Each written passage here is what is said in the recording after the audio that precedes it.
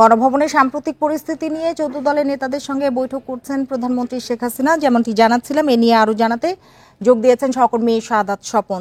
শাহাদাত স্বপন, কিছুক্ষণ আগে আমরা জানি যে বৈঠকটি শুরু হয়েছে। কি কি বিষয়ে আলোচনা হবে কিছু জানতে পেরেছেন কিনা, আর কোনো দিক নির্দেশনা আসতে পারে কিনা? কারণ এর আগেও আমরা দেখেছি যে 19শে জুলাই কিন্তু বসেছিল 14 দলের সাথে এবং সেদিনই সেনা মোতায়েনের সিদ্ধান্ত হয়েছিল। দেখুন, কোটা সংস্কার আন্দোলনকে ঘিরে যে পরিস্থিতি সৃষ্টি হয়েছে, সেই পরিস্থিতির এক পর্যায়ে কিন্তু 14 দলের যে নেতারা আছেন তাদের সাথে আওয়ামী লীগের সভাপতি প্রধানমন্ত্রী শেখ হাসিনা বসেছিলেন এবং তারপরে কিছু সিদ্ধান্ত এসেছিল। তো আজকের যে বৈঠকটি, এটি কিন্তু আজকে সকালে আমাদের জানানো হয়েছে। এটি গতকাল পর্যন্ত এটি প্রধানমন্ত্রীর কর্মসূচিতে ছিল না। যাই হোক, আমাদের যতটুকু জানানো হয়েছে যে আজকে বৈঠক হবে 14 দলের সাথে, কিন্তু কি বিষয়ে বৈঠক সে বিষয়ে কিন্তু সুনির্দিষ্টভাবে কিছু প্রধানমন্ত্রীর প্রেসিং এর পক্ষ থেকে জানানো হয়নি।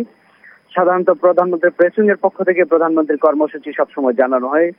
তো আমরা আজকে গণমাধ্যম কর্মীরা কিন্তু এই বৈঠকের বাইরে অবস্থান করছি, অর্থাৎ গণভবনের বাইরে। বৈঠকটি গণভবনে হচ্ছে এবং আমাদের জানানো হয়েছে বৈঠক শেষে প্রতিনিধিরা আসবেন এবং প্রতিনিধিরা আজকের বৈঠকের যেসব আলোচনার বিষয়, সেসব বিষয়ে গণমাধ্যমের সাথে কথা বলবেন। তখন হয়তো আমরা সুনির্দিষ্টভাবে জানতে পারবো যে আজকের বৈঠকে কি আলোচনা হয়েছে।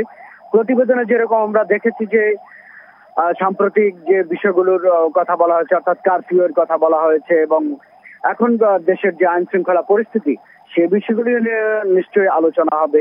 14 দলের যে নেতারা আছেন যাদের সাথে আজকে প্রধানমন্ত্রী বসেছেন, সেখানে কৌশলগত বিভিন্ন বিষয় নিয়ে কিন্তু আলোচনা হবে। এবং সামনের দিনে যেমন আজকে মন্ত্রিসভার বৈঠকে কিন্তু একটি সিদ্ধান্ত হয়েছে যে বিগত কয়েকদিনের যে নাশকতা, সেই নাশকতায় একটি সিদ্ধান্ত হয়েছে। স্বপন, নিশ্চয়ই আমরা এই বৈঠকটি নিয়ে আপডেটগুলো আপনার কাছ থেকে পরবর্তীতে জেনে নিতে পারবো। আপনাকে অনেক ধন্যবাদ আমাদের সাথে যোগ দেওয়ার জন্য।